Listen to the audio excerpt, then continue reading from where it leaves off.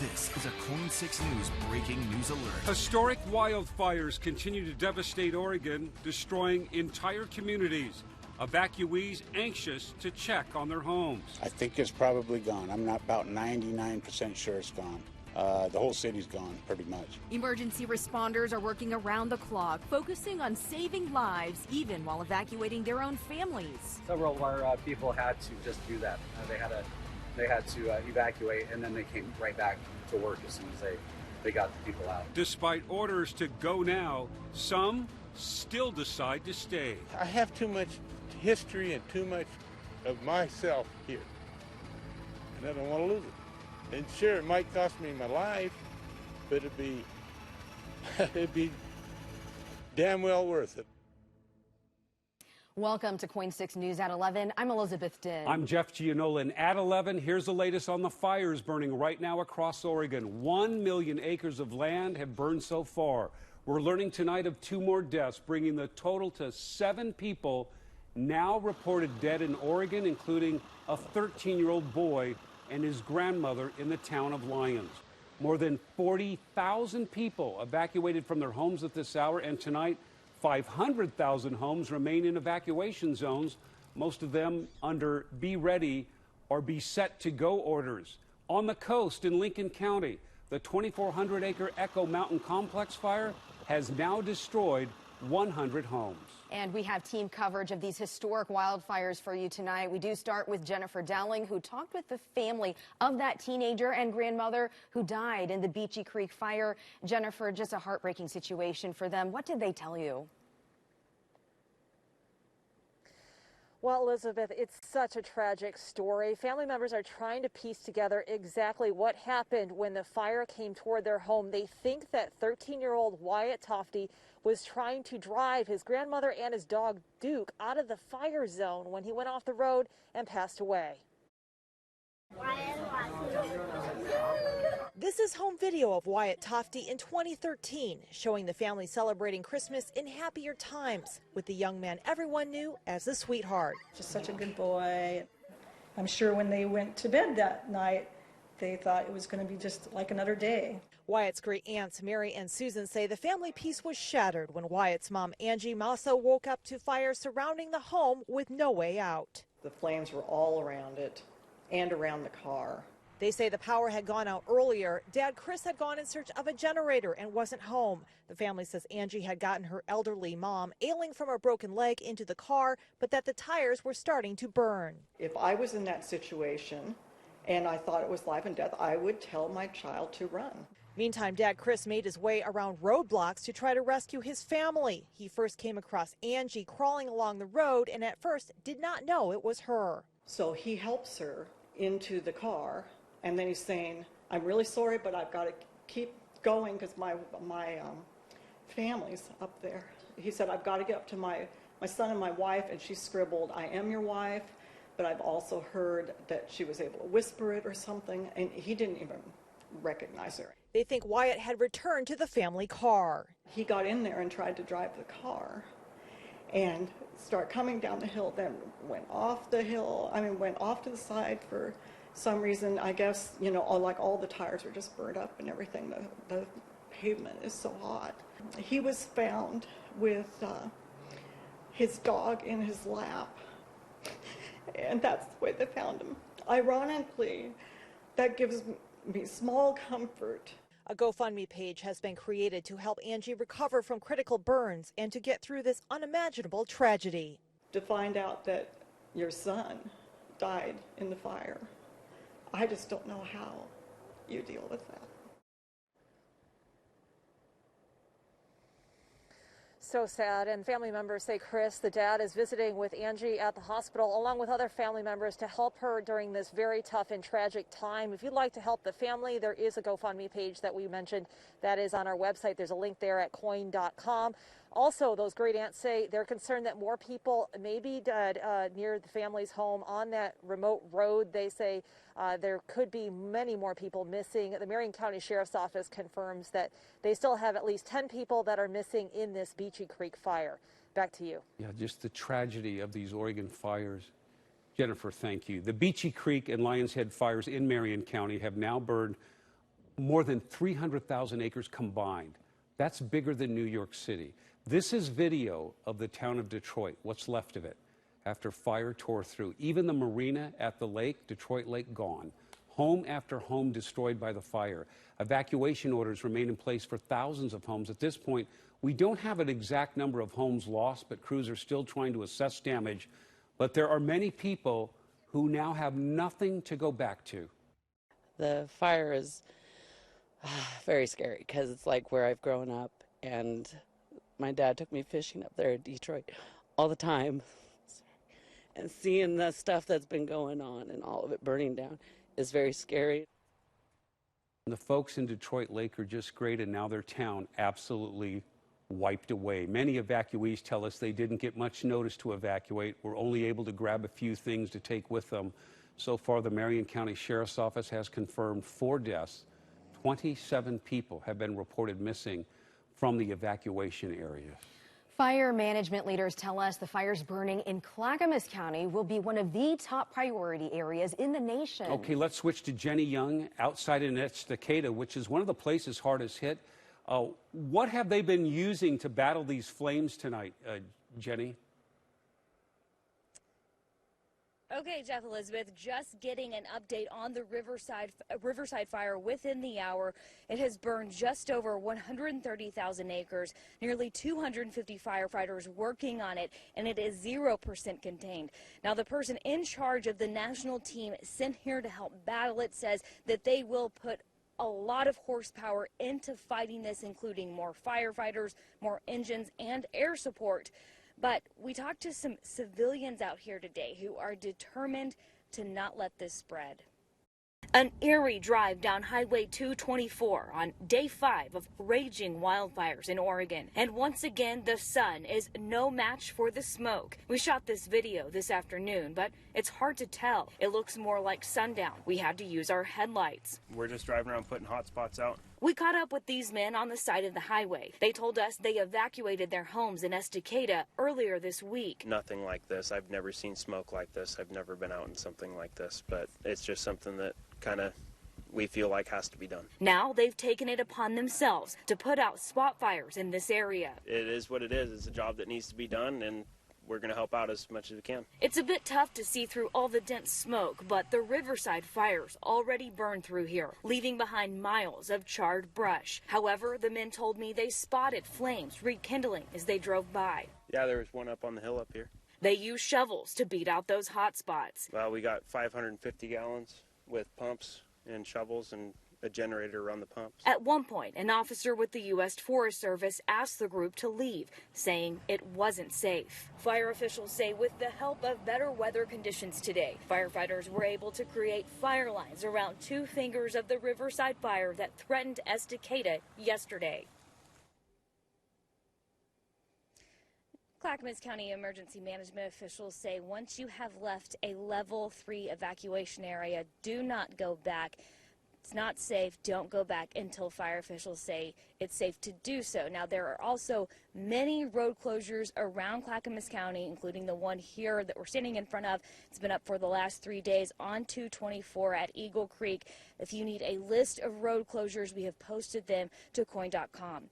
Reporting live tonight outside Estacada, Jenny Young, KOIN 6 News. All right, Jenny Young with the very latest there in Clackamas County. Thank you, Jenny. We turn now to Natasha with our weather and the wind direction and the importance that'll play in the days ahead. Yeah, overall we've seen quite a fluctuation here, but on the light end, meaning little changes in wind direction, but wind velocity, meaning wind speed, not all that strong.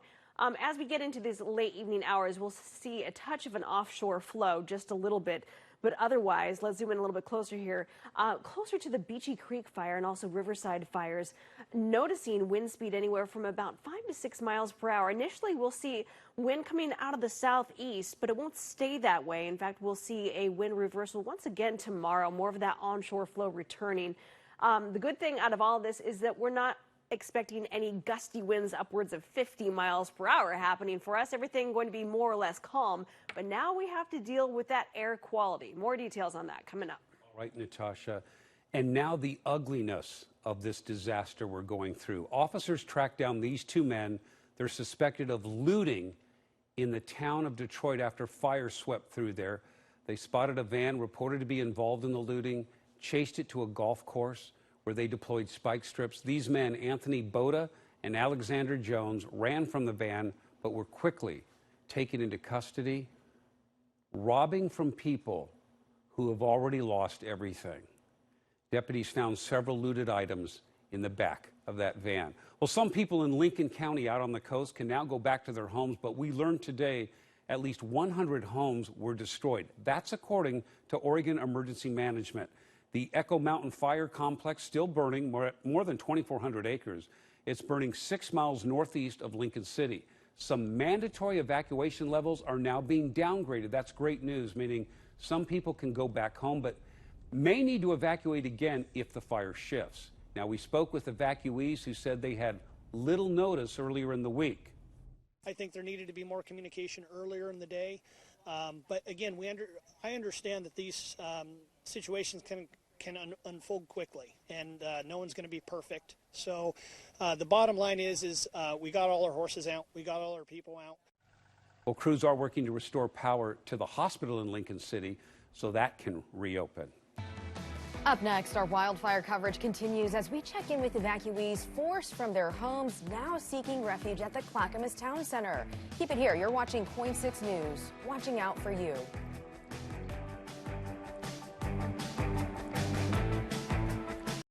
Welcome back. All of Clackamas County is under some sort of evacuation order as the Riverside fire continues to burn. We want to show you this video from the Clackamas County Sheriff's Office right here. Really dramatic video as you can see the heat and the fire from those FLIR cameras. And if you look closely, you can see some of the destruction as well.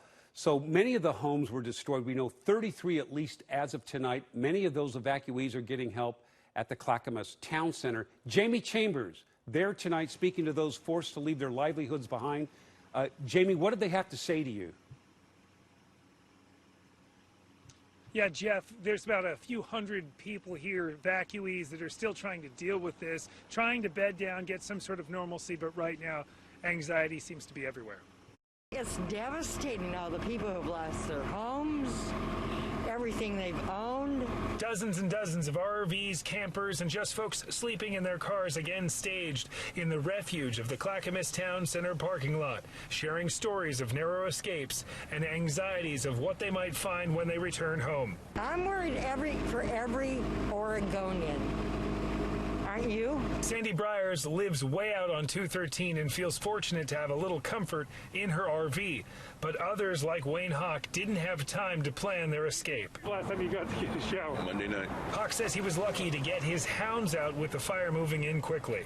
I saw that glowing really bad, and then there was another one right behind our house. My family was ready and packed to evacuate if necessary, and then I came here to help. Milwaukee CERT member Cameron Bergen has been handing out food and is heartened by the community working together in one of the most difficult times the state has ever faced. More people come to donate than people that come to pick up. So just the generosity of the community is overwhelming. So far, for those people who have evacuated, there is help. But for those who haven't left, there is genuine concern. Firefighters out there and stuff trying to get people out. And I worry about the people that didn't leave in time and might be stranded up there. One of the consistent stories that you hear over and over from these evacuees is those who waited found themselves in dangerous traffic. So the message is get out early if you are concerned at all. There is still room here at the Clackamas Town Center. For KOIN 6 News, Jamie Chambers will send it back to you in the studio. All right, Jamie, thank you. Now from Clackamas County to Lane County, you see the Holiday Farm fire burning there is more than 156,000 acres in size. This is burning near the Eugene-Springfield metro area.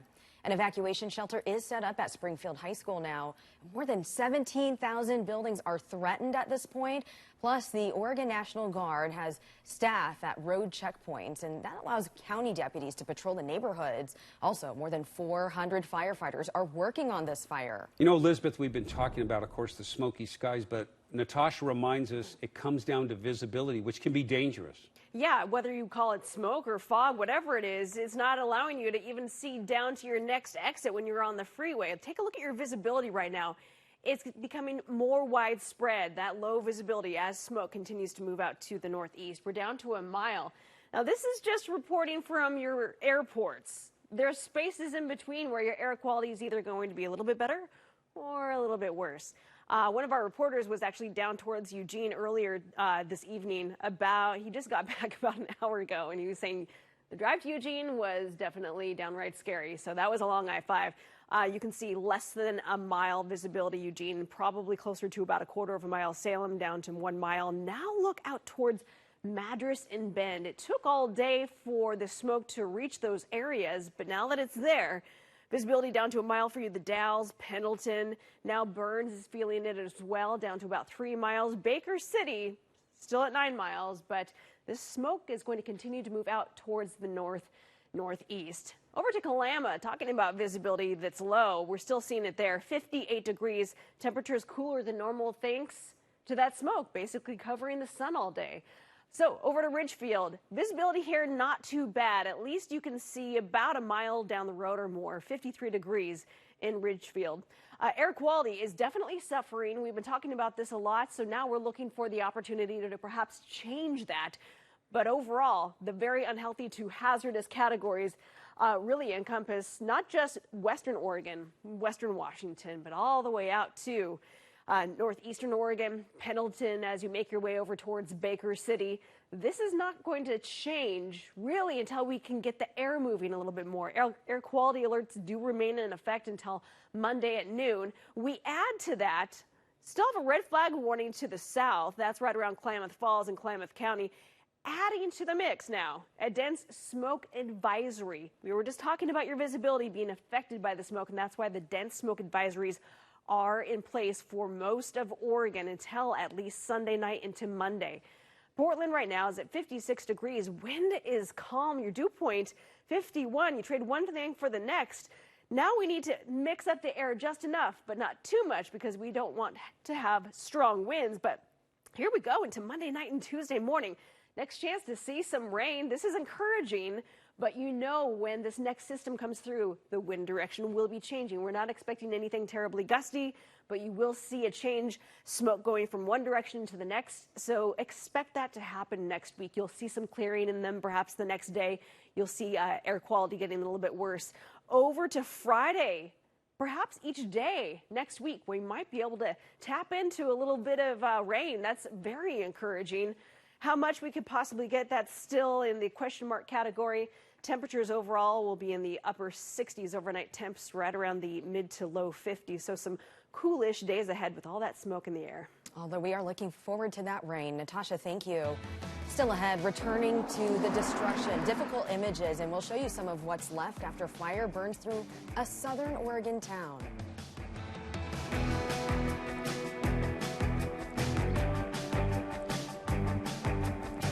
Take a look behind me at the destruction. This is old Highway 99 down in southern Oregon. Look at this. This is the Alameda fire in southern Oregon. It totally destroyed the towns of Talent and Phoenix, Oregon. At this point, it's only 20% contained. And FEMA says, and listen to this, 600 homes burned in this fast-moving blaze. 100 businesses were destroyed. People who live there now going back into that area to search through the rubble for anything they can salvage. It is a small town. It's a very close community. Obviously, you know, we're all close-knit and want to help each other out and obviously find each other's animals if we can. There are 2 confirmed deaths connected to this fire, and 2 firefighters were hurt. Highway 99 between Medford and Ashland remains closed, and several exits on I-5 are also shut down tonight. And we can tell you tonight, deputies have made an arson arrest in Jackson County, saying 41-year-old Michael Bakella started a fire near several homes in Phoenix while the Alameda fire was already bearing down on the neighborhood. Some homeowners say they saw him lighting the fire next to railroad tracks, but couldn't stop him because they were already just trying to run away. Bakella faces arson and meth charges. Well, the stress of the fires on top of the stress already from the pandemic can cause a lot of mental health issues for everyone, especially, though, for children. One expert we talked with suggests the best thing that you can do is you and your family get up and moving, even if that's staying indoors to avoid the smoke.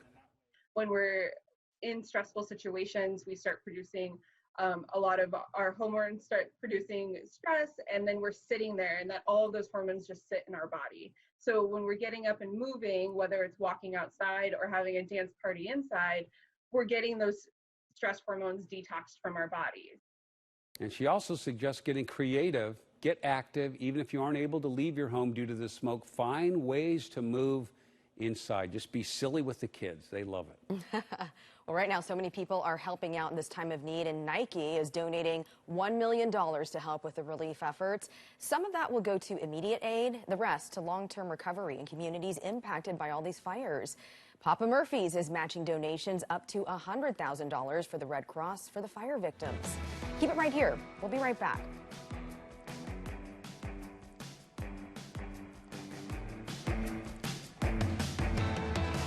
10 years after Maurice Lucas's death, we go back to the Blazer Championship, where Luke cemented his reputation as the enforcer. Maurice was not a tough guy off the court. He was only a tough guy on the court. Revisiting the brawl, Monday at 5 on Where We Live. This is a KOIN 6 News breaking news alert. Yeah, we want to update you on the wildfire story we've been covering now for several days. Historic wildfires burning all across Oregon. As of tonight, 1 million acres have burned across the state. And we're learning tonight of 2 more deaths, bringing the total to 7 people now reported dead, including a teenager and his grandmother in Lyons. More than 40,000 people are evacuated from their homes, and tonight 500,000 homes are still in evacuation zones, most of them under the Be Ready or Be Set orders. In Lincoln County on the coast, the 2,400-acre Echo Mountain Complex fire has now destroyed 100 homes. We have extensive wildfire coverage online at KOIN.com and on our KOIN 6 News app, and as part of our KOIN 6 podcast network. You can find the most up-to-date evacuation orders, shelter locations, and an interactive quality map. And now to a final look at our weather with Natasha. Air quality alerts continue through the weekend. So Elizabeth and Jeff, if you're hoping for a little bit of clarity, you're going to have to wait a few days before we get there. Especially if you're trying to drive anywhere tonight, you might as well consider the smoke out there just like dense fog. There is a dense smoke advisory in effect for portions of the state. That continues through Sunday at least.